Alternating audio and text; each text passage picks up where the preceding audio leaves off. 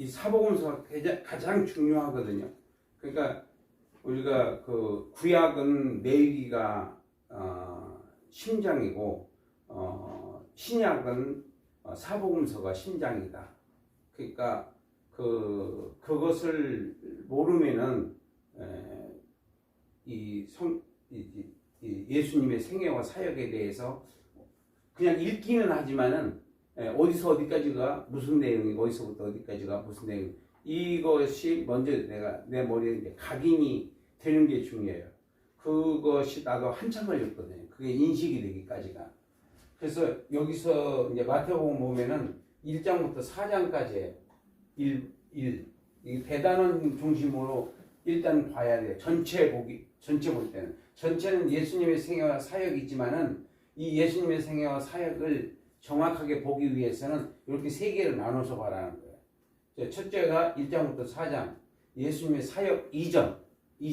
그러니까 마태, 마가, 누가, 요한복음이 이전, 그 다음에 사역의 기간, 그리고 마지막 사역. 이런데 여기서 여기까지가 이게 30년이에요. 여기가. 여기서 1장부터 4장 11절까지가 30년, 여기서 여기까지가 3년 6개월. 36개월이고 마지막 여기가 7일. 예, 여기가. 그러니까 이 저자에 따라서 어디에다가 더 많이 그 할애를 했느냐. 이 예수님의 사역 이전에다가 그 많이 할애를 했느냐, 아니면은 사역의 기간을 많이 다루고 있느냐, 아니면 마지막 사역에다가 이 할애를 더 많이 했느냐에 따라서 그 저자의 의도가 드러나게 되더라고 보니까. 그래서 마태복음하고 누가복음은 유대인들에게 쓴 편지예요. 그 당시에. 그리고 여기 마가복음은 로마인들에게 보낸 편지예요. 그러니까 내용이 다 달라요.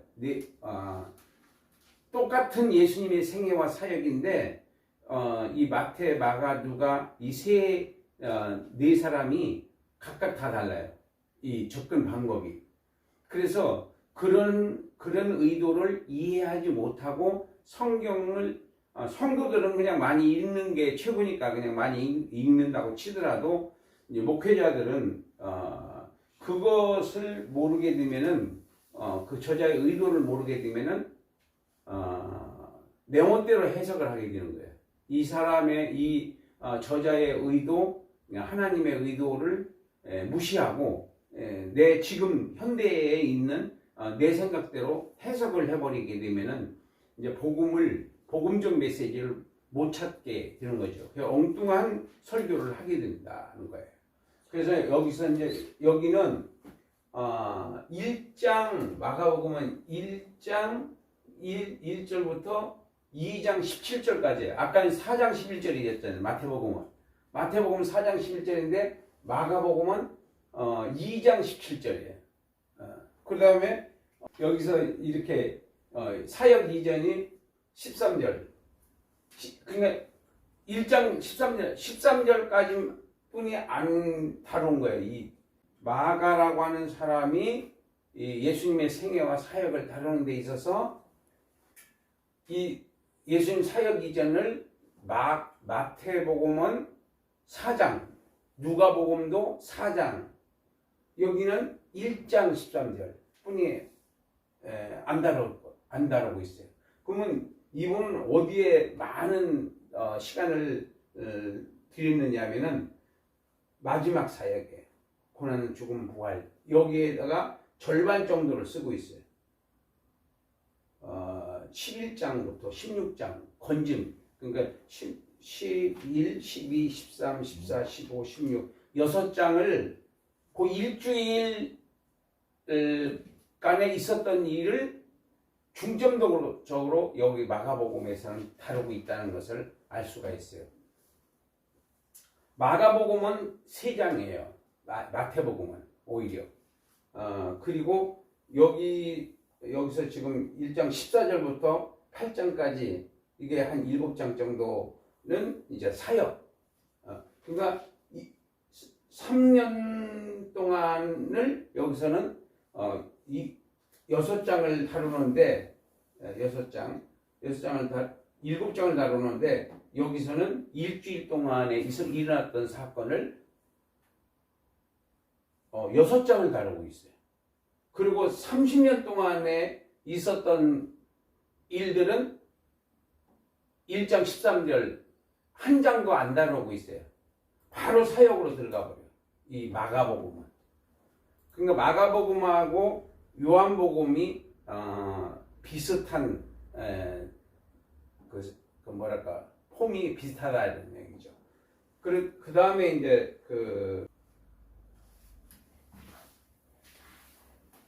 누가복음은 아까 마태복음이 4장 11절까지인데 여기는 아까 마가복음 바로 저는 13절까지였었는데 여기는 4장 13절이잖아요.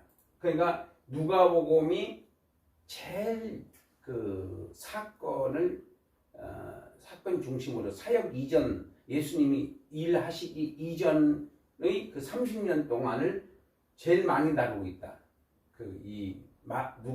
누가라고 하는 사람이. 그리고 이제 이 두 번째 예수님의 생애와 사역, 이게 잘못됐네. 이거 교정 봐야 되겠네. 여기 4장부터 시작해서 19장까지거든요. 이게 굉장히 양이 많은 거예요. 근데 여기는 지금 이거하고 똑같잖아요. 네. 이게 틀린 거예요. 여기 이거를 보셔야 돼요. 이걸 여기다 그렇게 쓰세요. 성경에다가요. 성경과 개관도표에다가 4장 14절부터 19장 27절까지로. 그리고 이제 세 번째가 19장 28절부터 24장 53절까지. 네, 요거 맞는 거. 요것만 틀리고 요거.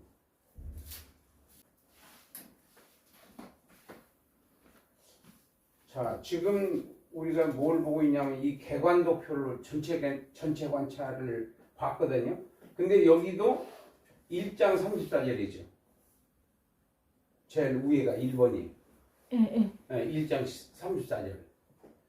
그러니까 마가복음하고 요한복음은 서두를 생략했다 이런 얘기. 별로 안 다뤘어요. 간단하게 그냥 세리 요한의 사역에 대해서만 다루고 바로 그냥 사역으로 들어가요. 1장 35절부터 벌써 예수님 사역이 나오거든요. 마태복음은 4장에서 시작하죠. 4장 12절부터 시작하고 누가복음은 4장 14절부터 시작을 하는데 이것은 지금 1장 35절부터 12장까지 예수님의 생애를 다루고 있어요. 그 다음에 여기는 이 마지막 사역 일주일간을 30년보다도 일주일에 있었던 일을 더 많이 다루고 있다. 이런 얘기예요. 12장부터 12, 13, 14, 15, 16, 17, 18, 19, 20, 21, 10장을 다루고 있는 거예요.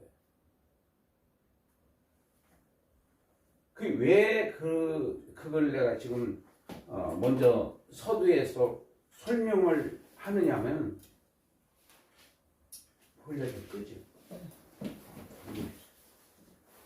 이 사복음서를 먼저 공부해야 된다. 그러니까 예수님에 대해서 우리가 모르는 상태에서 창세기를 읽어봤자 무슨 얘기인지 모르는 거예요. 예수님을 모르는데 천지창조가 하나님이 하신 거에 대해서 믿어지겠어요? 예수님을 모르는데. 그러니까 우리가 먼저 그 순서가 있다 이거죠.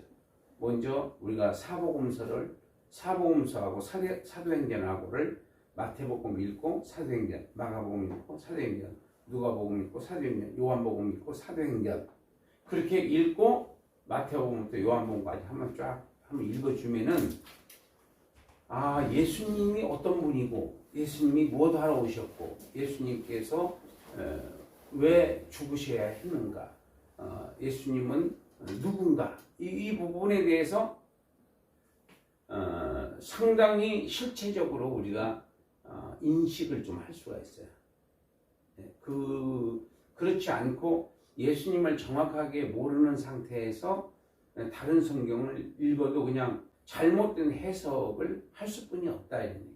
왜냐하면 전체를 모르기 때문에. 그래서 예수님을 그 선지자들은 뭐라고 여기 이미 나와 있어요. 선지자 안 읽어봐도 선지자의 그 예언을 이루려 하심이니라라고 하는 그런 말씀들이 이 사복음서에 계속 나오거든요. 그래서 이 예수님께서 이렇게 한평생 생애와 사역을 살아가는 과정 속에서 모든 행동은 다 이미 예언되어져 있는 것이 이제 그것이 하나씩 구약이라고 하는 그 말의 뜻이 뭐냐면은 옛 언약이거든. 옛 언약.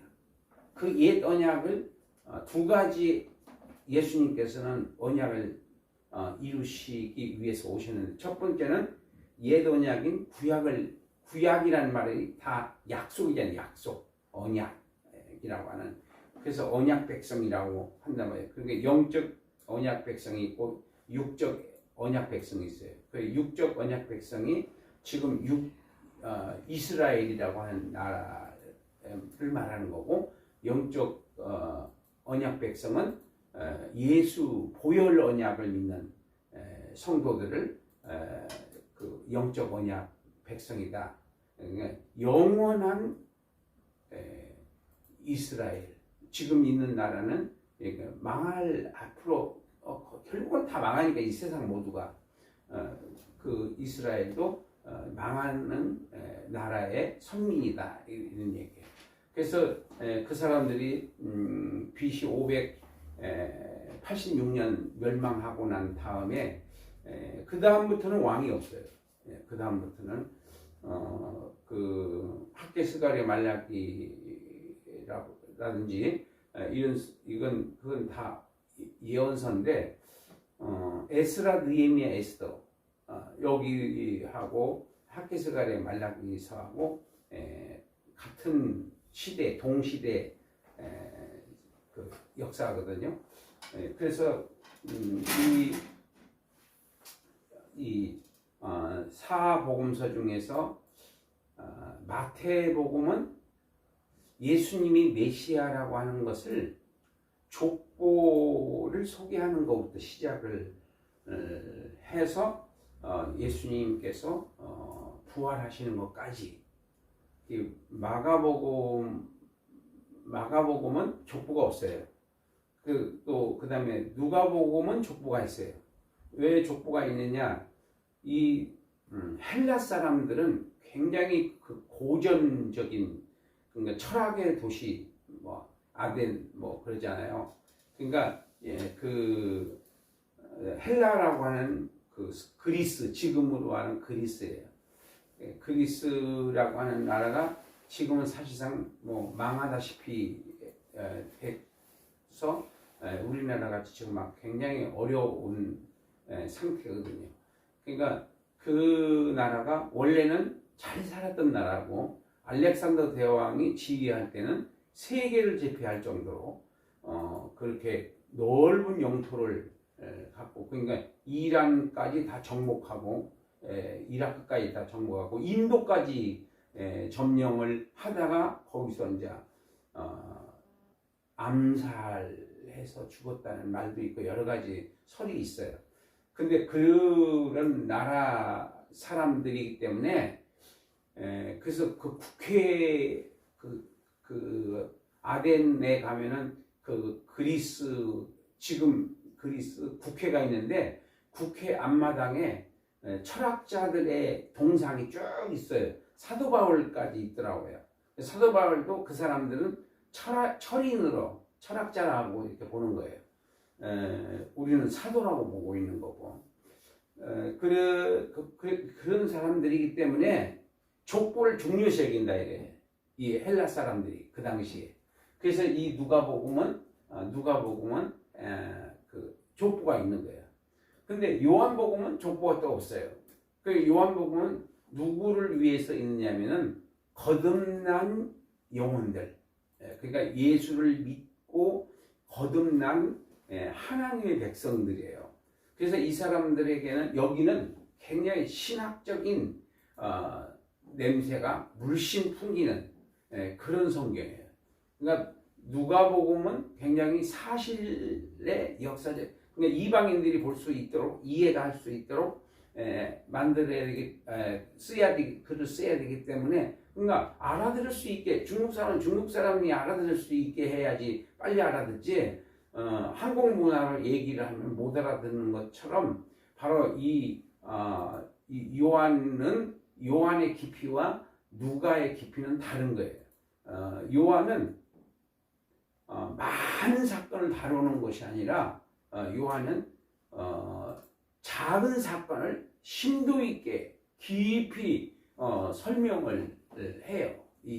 그래서 이 요한복음을 내가 한번 훑어봤어요. 한 장씩 해서 한번 강의를 해본 적이 있는데, 그때 보니까 이 공관복음, 마태, 마가, 누가 이 복음서하고는 다른 면이 있었어요. 그게 뭐냐면 굉장히 신학적이고 구속사적인 그런 틀에서 설명을 하는 거예요. 이게 많은 사건을 다루지 않아요. 여기서는 마가복음 같은 경우에는 이렇게 뭐 사진으로 말하면 필름 같으면 커트, 여러 개의 커트가 주제를 많이 다루고 있어요. 마가복음 같은 경우에는.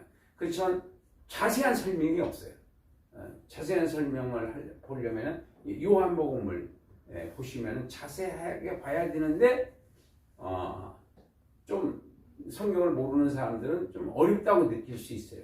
예를 들어서 생명의 떡, 나는 생명의 떡이다, 나는 생명수다, 나는 선한 목자다, 이런 것을 그냥 그 문자적인 해석만 해서는 예수님께서 말씀하시려고 하는 그 의도를 못 만나는 거예요. 못 찾는 거예요. 그거는 이제 구속사나 신학적인 그런 좀 생각을 좀 해야 되는 복음서 중에 하나가 이제 요한복음이다. 그래서 이것만 봐도 벌써 이 복음서의 핵심은 고난 죽음 부활이거든요. 핵심은.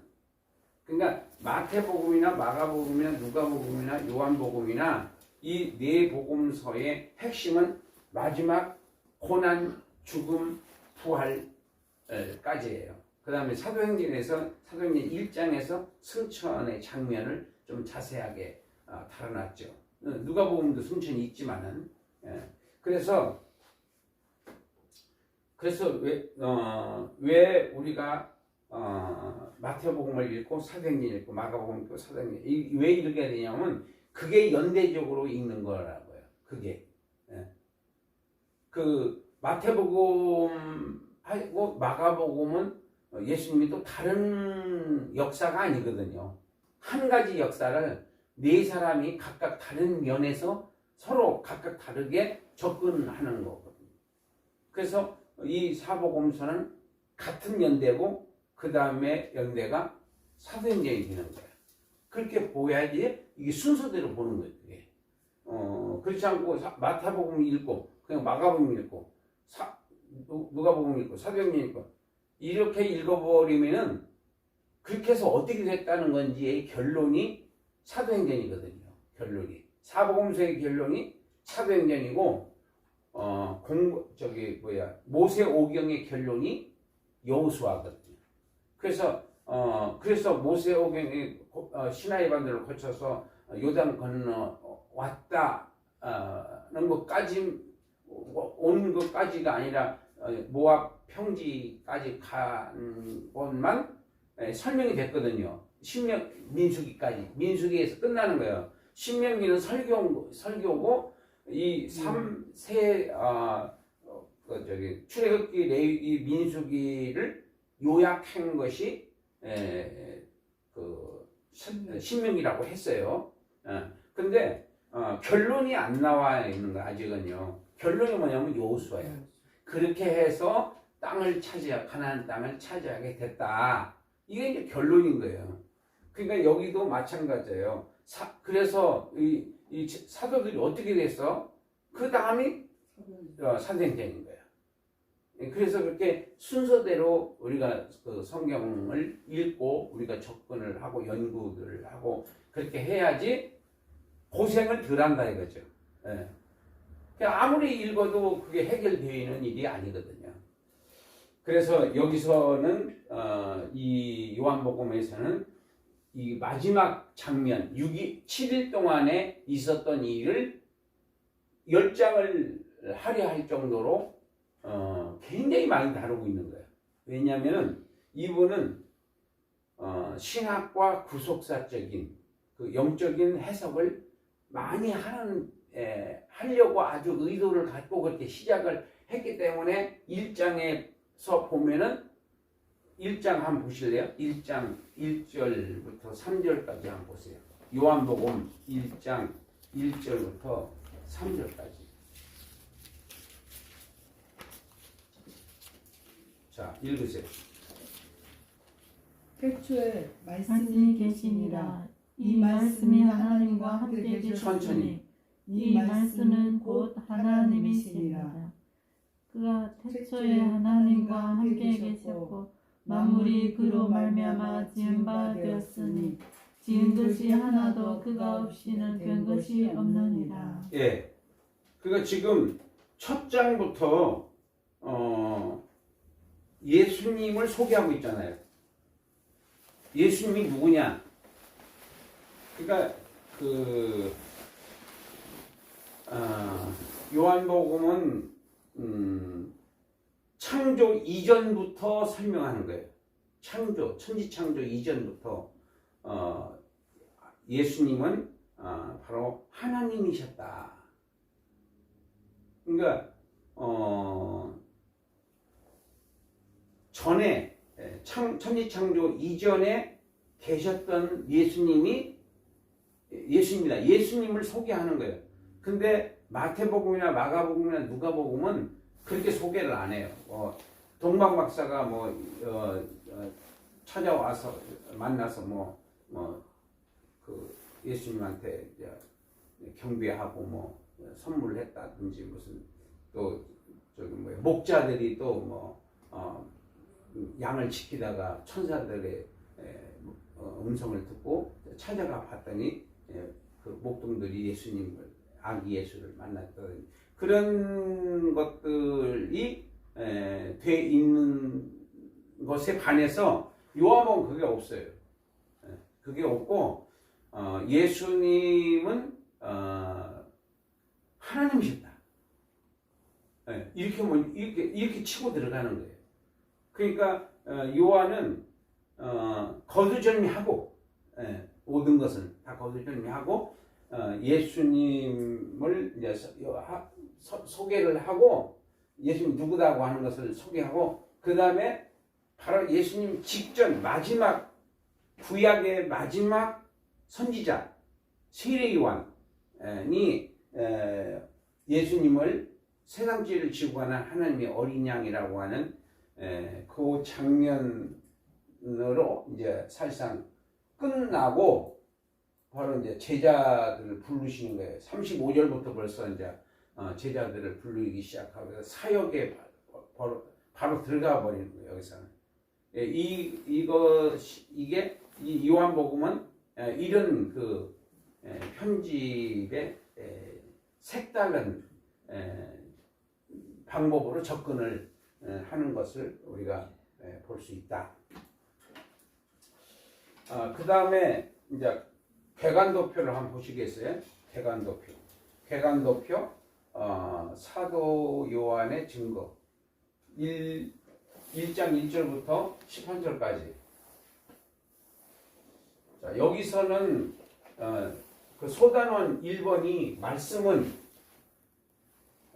그 다음에 빛과 어두움, 그 다음에 영접하는 자, 이렇게 큰 주제로 보면 세 가지지만은 이것을 이제 대단락으로 봐도 이제 세 개로 나오고, 이제 중단락으로 보면은 8개로 이렇게 구체적으로 이제 설명이 되어 있어요. 그 다음에 두 번째는, 중단은 두 번째는 세례 요한의 증거.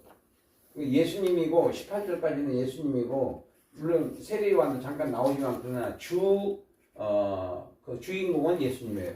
그 다음에 여기 두 번째, 중단은 두 번째는 세례 요한의 증거 19절부터 34절까지. 요 내용은 자, 여기서부터 이제 뭐가 들어가냐면 19절부터 이사야가 세례 요한이 와서 예수님을 믿을 수 있도록 배경을 준비를 하겠다. 준비하는 자로서 오는 거예요. 그 세례 요한은. 그 세례 요한을 여기서 이제 설명을 여기 하는 것으로, 여기까지가 이제 서론이라고 보고, 여기서부터 이제 제자들을 부르기 시작을 하죠. 그리고 세례 요한은 예수님을 계속 증거하는 거예요. 예수님이 하나님의 아들 되심을 증거하고, 그 다음에 이제 요거만 중단의 주제만 쭉 한번 읽겠습니다. 8번까지 나오는데 3번이 뭐라고 되어 있어요? 제자들을 부르심. 3번. 제자들을 부르심. 그죠? 그 다음에 4번은 하나님의 아들. 그 다음에 5번은 예수 배척. 응? 예수 배척. 예수님 배척하는 장면이고, 그 다음에 6번. 예루살렘 입성. 자, 6번, 7번, 8번이 그게 중단은 3이에요. 아니, 대단은 3. 전체 관찰 보시면은 여기서부터 벌써 이제 그 일주일로 들어가는 거예요.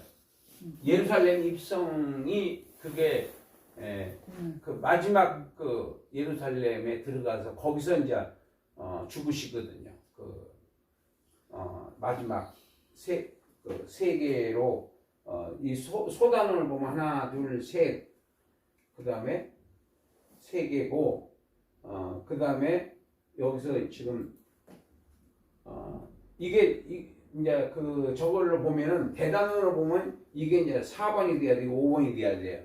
근데 이제 중단원으로 봐야 되니까 중단원이 8번까지로 돼 있어요. 그러니까 대단원 3번은 중단원 3개가 들어가 있다. 그 전체 관찰에서 보면은 이제 알 수가 있습니다. 자, 그리고 이제 결론으로 가겠습니다.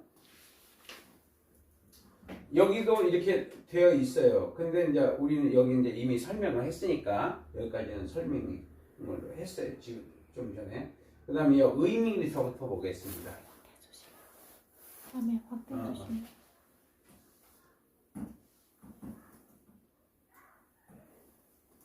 잘 안 먹혀. 자, 여기서부터 하나님이 세상을 독생자를 주실 정도로 사랑하셨다. 이게 이 요한복음이 사도 요한이 이 요한복음을 쓴 목적이야. 사도 요한이 요한복음을 왜 썼느냐? 하나님이 세상을 독생자를 주실 정도로 사랑하셨다. 세상을 이란 말은 하나님이 택한 자들을, 이 말이야. 하나님께서 택한 자들을, 영적 선민들을 얼마나 사랑하셨다? 독생자를 주실 정도 사랑했다. 그럼 그것을 만약에 나한테 적용을 한다면 나를 하나님이 예수님의 목숨을 대신 던질 정도로 우리 선택한 하나님의 백성들을 사랑하셨다. 그러니까 이것이 이제 믿어지면 우리에게는 굉장한 자부심을 갖고 인생을 살아갈 수가 있다. 그래서 진짜 그 믿음이 있으면 자살 안 해요. 못합니다. 스스로가. 아무리 어렵고 힘들고 괴로워도 자살을 못해요. 왜냐하면 자살하면 지옥 가는 거니까. 그러니까 하나님의 생명을 내가 끊는 거거든요. 이건 내 거 아니거든요. 하나님 거지. 내가 오고 싶어서 온 거 아니거든요. 그래서 나라는 존재가 얼마나 소중한가. 이 부분에 대해서 믿어지야지 내가 행복을 느낄 수 있는 거지. 환경에서 행복을 찾으려고 하면은 그건 믿음이 없는 사람이야. 환경에서 행복을 찾는 것이 아니라 믿음에서 행복을 찾아야 한다는 거지. 믿음에서. 그래서 믿음이 너를 구원하였다. 믿음이 네 믿음대로 될지어다. 네 믿음이 크다. 예수님께서 칭찬하시는 것은 다른 거 칭찬하는 거 없어요. 믿음. 이스라엘에도 이만한 믿음을 본 적이 없다. 이런 식으로 전부 믿음 있는 것을 칭찬하시는 거예요. 그러니까 도마가 이제 손에 넣어보고 그리고 확인하고서나 예수님은 하나님이십니다. 이렇게 막 떠버리고 막 그렇게 하니까 예수님이 뭐라 그러냐? 너는 본고로 믿느냐? 보지 않고 믿는 자들은 복되다 그랬어요. 우리는 보지 않고 믿는 거잖아요. 그러니까 도마보다 복이 더 많은 거예요. 그래서 도마는 이제 설에 의하면은 인도에 가서 창에 맞아 죽었다고 그래요. 그 원주민들한테. 그러니까 그렇게 장렬하게 그 인생을 하나님 앞에 예수님 복음을 위해서 헌신했다는 얘기예요. 그래서 그 중국도 그 50년대부터 이제 공산주의 운동이 그 전에부터 했지만 50년대부터 92년도에 문 열었다 그랬죠? 네. 92년도에 문 열었으니까 몇 년생이에요? 몇 년? 70에. 응? 70생. 70년? 예. 그러면 그 문 열었을 때 다 기억하겠네요. 예. 92년이니까. 예. 그러니까 그 이전에는 엄청 교회를 핍박을 했다고 그래요. 근데 그때부터는 이제 막 선교사들도 오고 막 또 미국 이런데 막 선진국 자본이 들어오고 막 그러니까 이제 다 오픈하고 그러다 보니까 이제 그 공산주의라고 하는 그 사상이 위협을 받잖아요 지금요. 이제 그러니까 이제 안 되겠다 싶어서 이제 문을 닫았지만은 이미 때는 늦은 거예요. 지금은 그 당시보다 더 그 치하의 성도들이 더 눈물로 기도하고 더 큰 능력을 막 산골짜기 깊이 들어가서 예배드리고 기도하고 막 그렇게 지금은 더하다 이거죠. 그러니까 오래 가지 못할 것이다. 어떤 세력도 지금까지 로마도 다 무너졌잖아요. 그러니까 하나님하고 싸워서 이길 자가 없어요. 그래서 믿음만 있으면은요, 결국은 믿음 있는 사람이 이기는 거야. 승리하는 거야. 그 기도를 빡세게 하는 분들이 결국 이긴다 이런 얘기예요. 기도를 이길 자는 없는 거야. 천하없는 세력이라도 소용없어요. 그 북한 같은 그런 데서도 예배를 드리고 그 기도를 한다고 그러잖아요. 거기도 뭐 30만 명이 있다는 그런 설도 있고 그래요. 그러니까 이 사도 요한이 하나님께서 우리를 이렇게 사랑했다 이것을 아주 핵심적인 성경 구절을 우리가 요한복음 3장 16절이잖아요. 그 하나님이 세상을 이처럼 사랑하사 독생자를 주셨으니 그 말씀이 전체 내용의 결론이라고 말할 수 있어요. 자, 그 다음에 여기서 1번은 이제 세례 요한은 사도 요한은 세례 요한의 증거를 인용해서 예수님을 증거하기 시작을 했다. 사도 요한과 세례 요한 두 요한이 나와요 여기요. 이 책의 저자는 사도 요한이고 앞에서 서두에서 이제 그 요한복음의 문을 여는 사람은 세례 요한인 거예요. 그다음 세례 요한이 예수님을 증거했기 때문에 세례 요한을 등장시키는 거예요. 이 사도 요한이. 두 번째는 예수는 영생을 위한 독생자 사역으로 메시아임을 증거했다. 그러니까 이 사복음서는 예수님이 메시아라고 하는 것을 마태의 스타일로 예수님이 메시아인 것을 증거한 게 마태복음이고, 마가의 스타일로 복음서를 쓴 게 마가복음이고, 누가의 그 사람은 이제 의사라고 그러잖아요. 의사였었다고 그러잖아요. 그래서 그러는지 지금도 의사들이 머리가 다 좋은 사람들이잖아요. 그 당시도 머리가 있어야 의료 행위를 할 수가 있었는 것 같아요. 그래서 이 내용이요 상당히 섬세하게 써 있어요. 누가복음을 보면요, 굉장히 그 배경 설명을 잘해요. 이 마가복음, 뭐 요한복음 이런 내용보다도 그러니까 그 믿지 않는 사람들이 보기에는 접근하기에는 누가복음이 참 좀 수월하다. 그리고 설득을 이해가 되기가 좀 쉬운 게 누가복음입니다. 마태복음은 아니에요. 누가복음이에요. 그래서 우리가 그 성경을 새신자가 왔을 때 어떤 성경부터 읽게 하는 게 좋은가? 무조건 창세기 갖다 놓아버리거든요.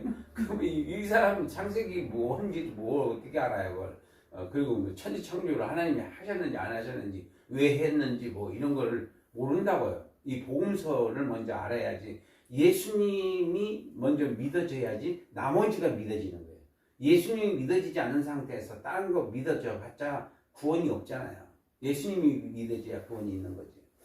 자, 그래서 그 다음에 이제 마지막에는 예루살렘 입성, 성전 정화, 배신, 이건 이제 가룟유다 얘기고, 고난, 예수님 채찍질 당하시고 죽음하시고 죽으시고 부활하셨다.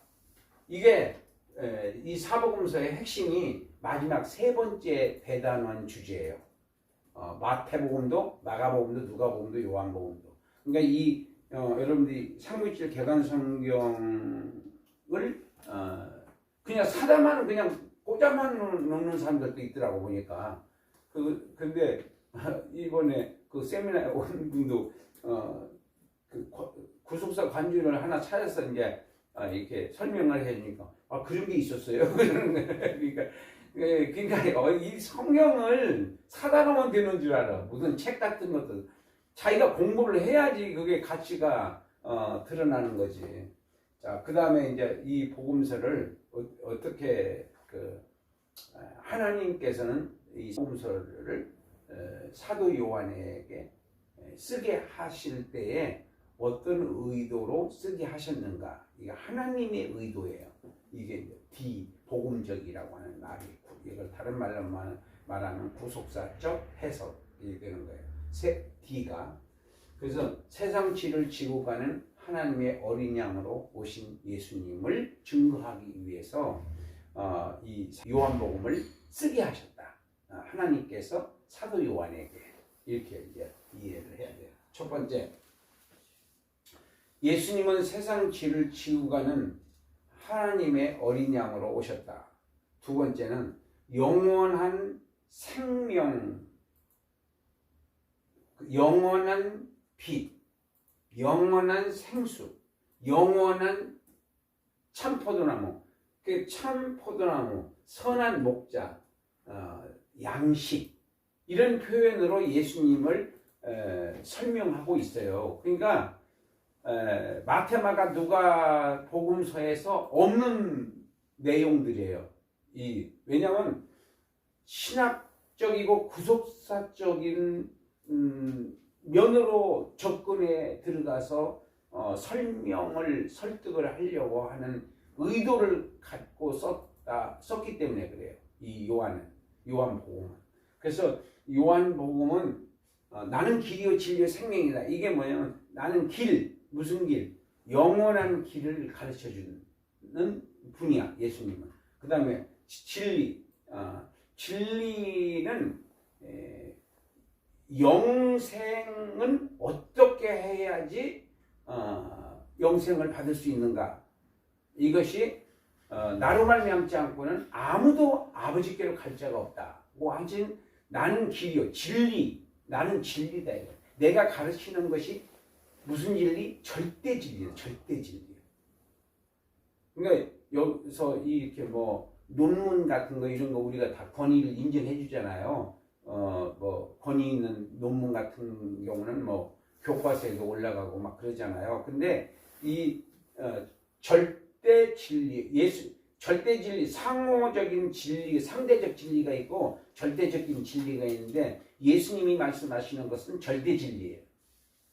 그리고 나머지 사람들은 논문 같은 것은 상대적 진리고, 그 다음 시대에서 더 깊은 얘기를 또 할 수가 있는 거예요. 더 깊은 사실을 또 발견할 수가 있는 거거든요.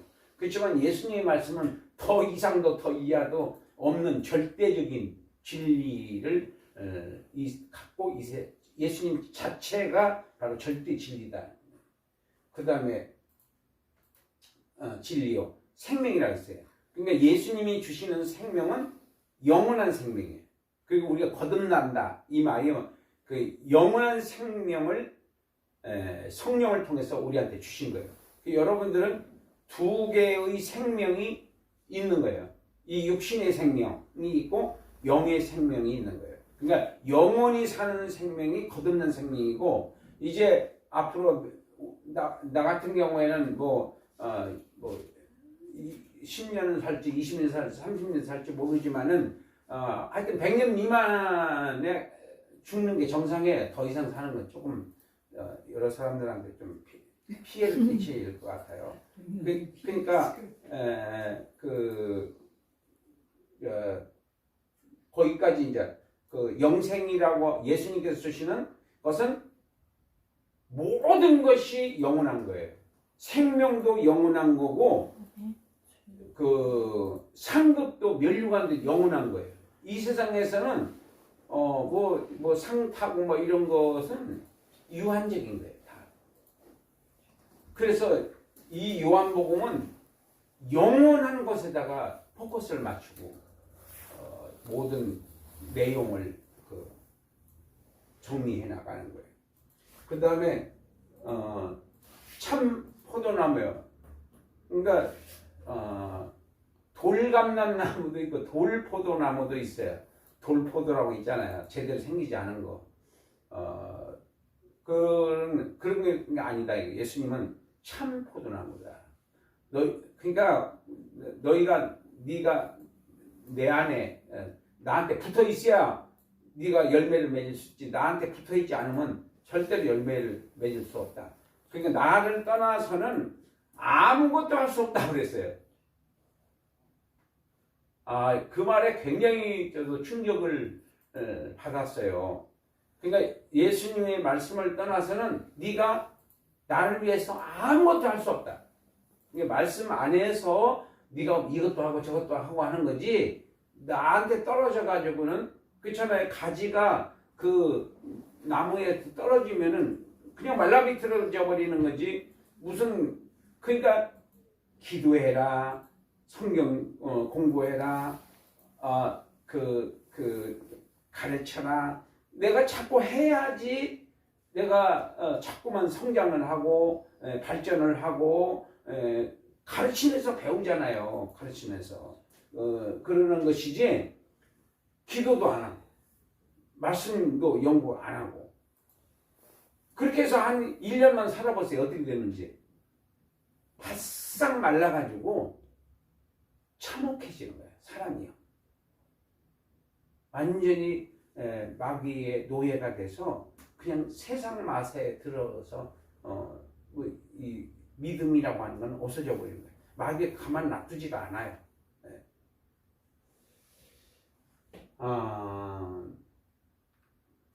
그래서 영원한 거, 그 다음에 세 번째가 영원한 기업을 삼아 하나님께 드리려고 대속 제물로 죽으신 예수님. 이게 무슨 얘기냐면은 기업이 뭔지 아세요? 기업이 성경에서 나오는 기업. 재산이에요, 재산. 그러니까 저나 여러분들이 구원받은 사람들은 하나님의 재산이다 이 말이에요. 하나님의 재산은, 여러분들의 재산은 누가 지켜?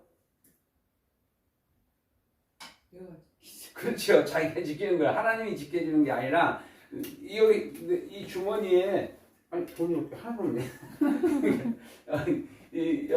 내 주머니에 있는 돈은 내 거예요. 내가 쓰고 싶으면 쓰고 쓰기 싫으면 절약하려면 안 쓰는 것 뿐이지.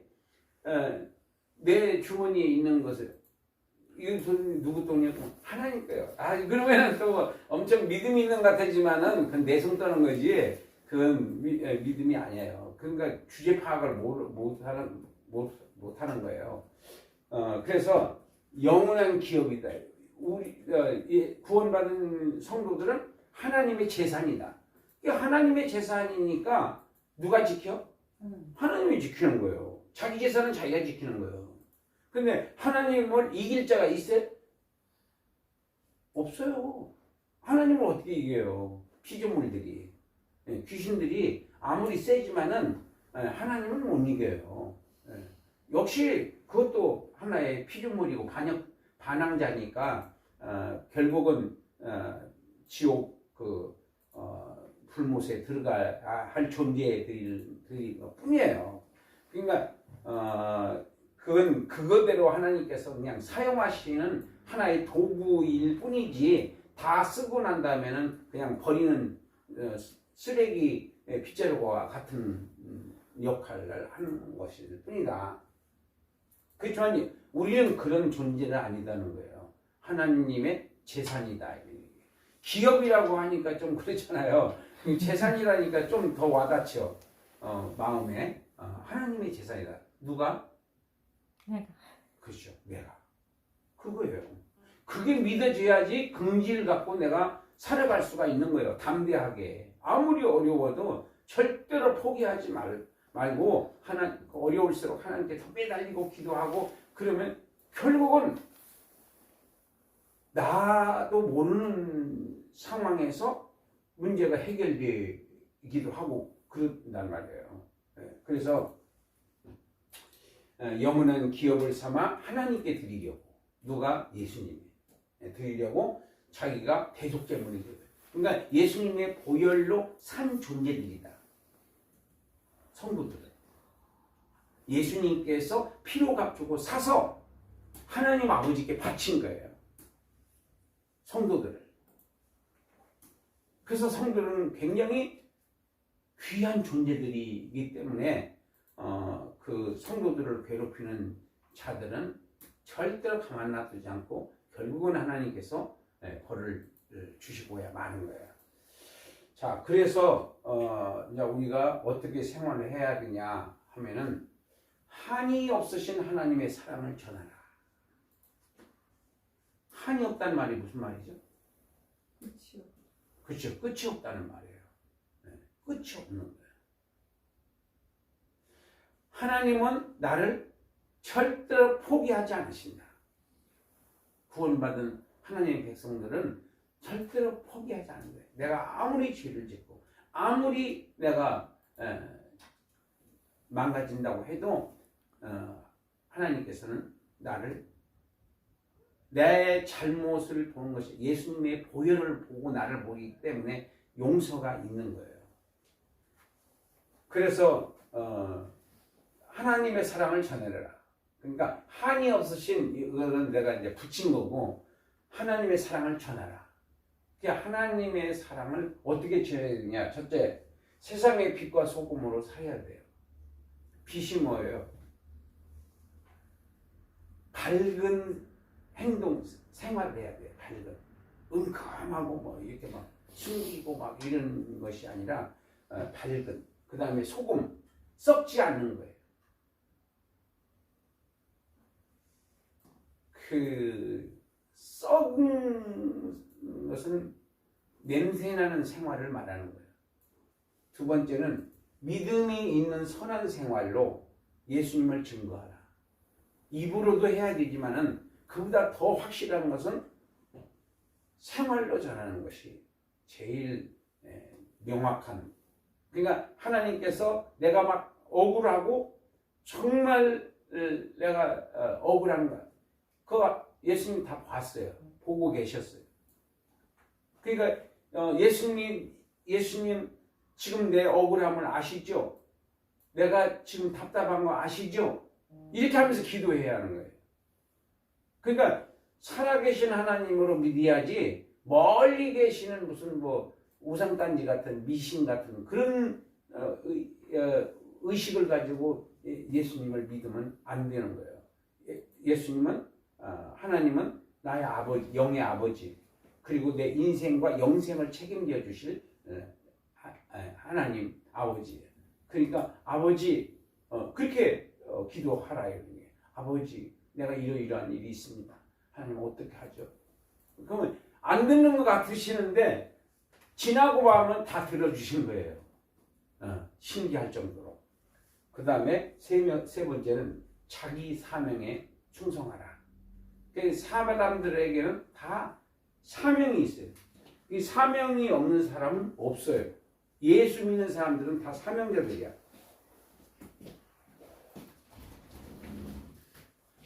그래서 그 사명을 더 정밀하게 표현한다면은 하나님께서 너는 무하다 와라 라고 하는 명령이 있어요.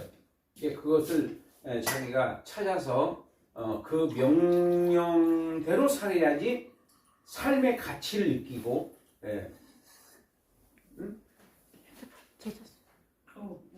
보람을 느끼는 거지. 저기가 없으면은 그 사명 의식이 없으면은 그 삶의 가치를 모르는 거예요. 그냥 됐어요. 그 돈이 중요해요. 돈 없으면 생활하기가 어려우니까.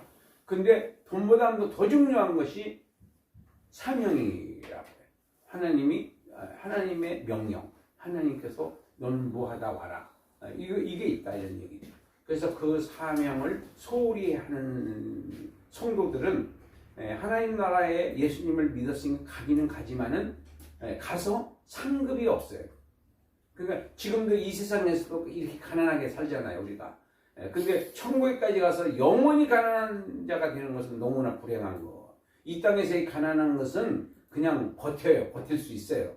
그렇지만 하늘나라에 가서까지 우리가 가난해지, 거기 부자가 돼서 하늘나라에서 영원한 부자가 돼서 그렇게 하나님께 영광을 돌리는 삶을 사는 것이 바로 우리 삶의 목표고, 내 삶의 가치를 거기서 찾아야 된다. 사명에 충실하는 그런 그 사명이 바로 내 가치의 목표가 돼야 된다. 자, 오늘 이제 하나님의 사랑을 전하라. 전하는 방법은 이렇게 세 가지로 요약할 수가 있다. 이렇게 전하겠습니다. 여기까지 마치겠습니다.